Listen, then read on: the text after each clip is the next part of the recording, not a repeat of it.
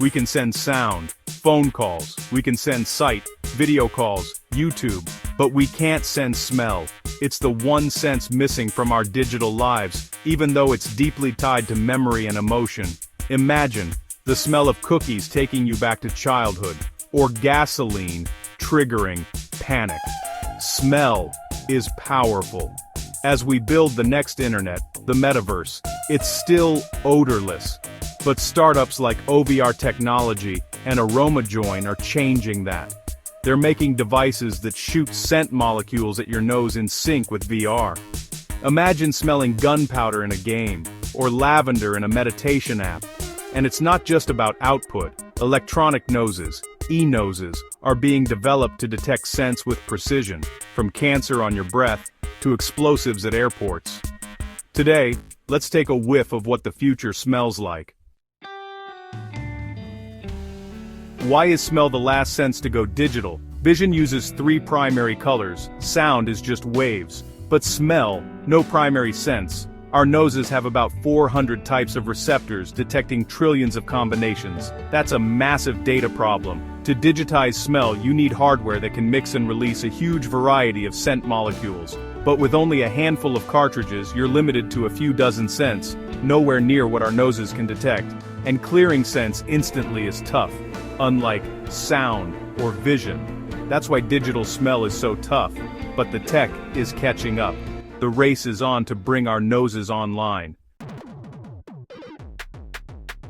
Meet the Ion from OVR Technology, a scent device that clips onto your VR headset right under your nose. It uses aroma cartridges to create a personal scent bubble. When the VR app wants you to smell something, it mixes and releases a tiny puff of scent.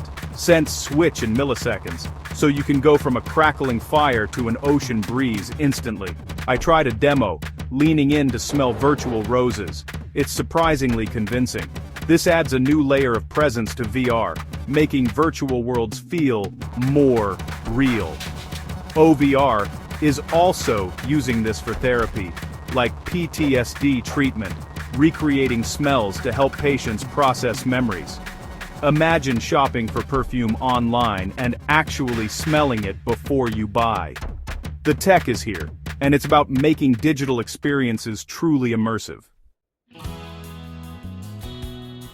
Tele-olfaction is about sending scents between people, like a text message. OsNote's Cyrano lets you create scent playlists, coffee, jungle, seaside, and send them to someone else's device. You could wake up to the smell of peppermint instead of an alarm, or send a good morning as a scent.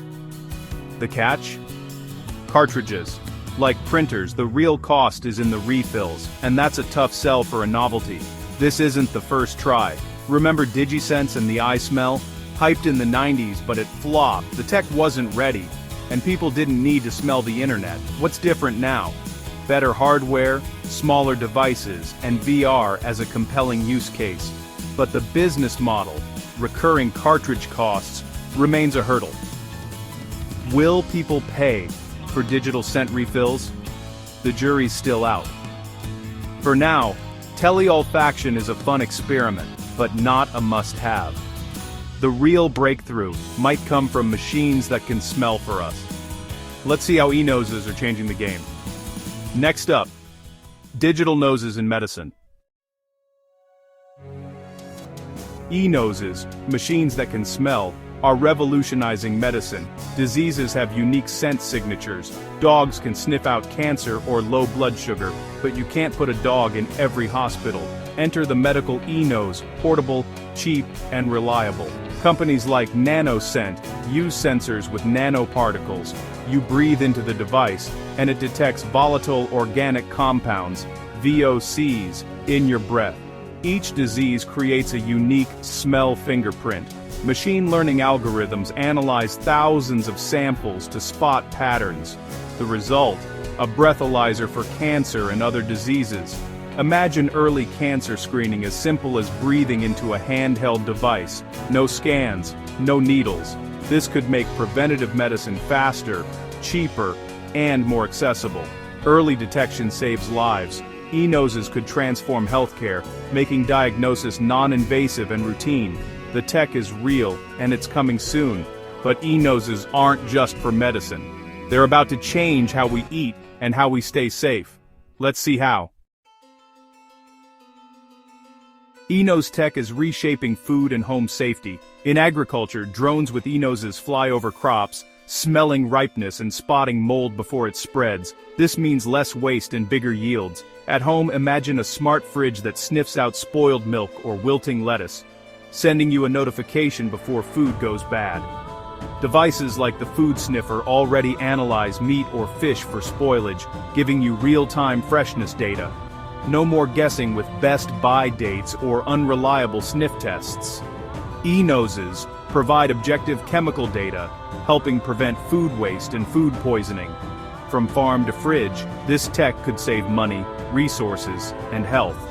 It's a smarter way to manage what we eat, and it's just the beginning. Now, let's talk about security. Security is where e-nose tech gets serious. Airports use dogs and big machines to detect explosives, but dogs get tired, and machines are slow. Enter Kaniku. They're fusing living mouse neurons with silicon chips, creating a cyborg nose. These wetware sensors react to explosive molecules, firing electrical signals the chip can read. The goal? Robot dogs with these noses, patrolling airports or stadiums, sniffing for threats 24/7. They're networked, tireless, and scalable, far beyond what living dogs can do. This is real brain-computer interface tech, straight out of sci-fi. It's a new era for public safety, sensitive, reliable, and always on. But it also raises big questions about privacy and ethics. As biology and technology merge, the line between natural and artificial blurs. The future of security might just depend on the nose. But what happens when we can copy any smell? Once we can analyze and synthesize any scent piracy becomes real. Perfume formulas are trade secrets, but a digital e-nose could decode and clone any fragrance. Imagine scanning a luxury perfume in-store, then reproducing it at home with a scent synthesizer. This is the Napster moment for the fragrance industry. Can you copyright a smell? Not really. You can trademark a name or bottle, but not the scent itself. As digital olfaction spreads, legal and ethical battles are coming. Will we see DRM for smells? Encrypted scent files? It sounds wild, but it's possible. The scent industry may never smell the same. Adding smell to movies isn't new. Remember smell-o-vision in the 1960s? It pumped scents to theater seats, but the tech was clunky and the smells mixed into a mess. The real problem, filling a whole theater with scent, then clearing it for the next scene, is nearly impossible. Today, new tech uses directional air or vortex rings, tiny puffs of scented air shot right at your nose. This means personal controlled scent experiences, even in a crowd. Imagine watching a cooking show at home, and your smart speaker releases the smell of what's on screen. As devices get smaller and cheaper, 4D streaming, sight, sound, and smell could become reality. It's not just a gimmick anymore. The future of media could be multi-sensory. Will we want it? That's up to us. But the tech is almost here. Smell is the invisible data layer we've ignored. Until now, machines are learning to read and write this chemical language, with huge impacts for medicine, entertainment, and communication. But do we want it? The potential is huge, but so is the risk of sensory overload. Do you want zombie smells in your games, or pop-up ads that stink? As we build this tech, we'll have to decide where it fits. Is digital smell the next big thing, or the next 3D TV? And what smell would you ban from the internet? Let me know in the comments, and sniff out that subscribe button. Thanks for watching.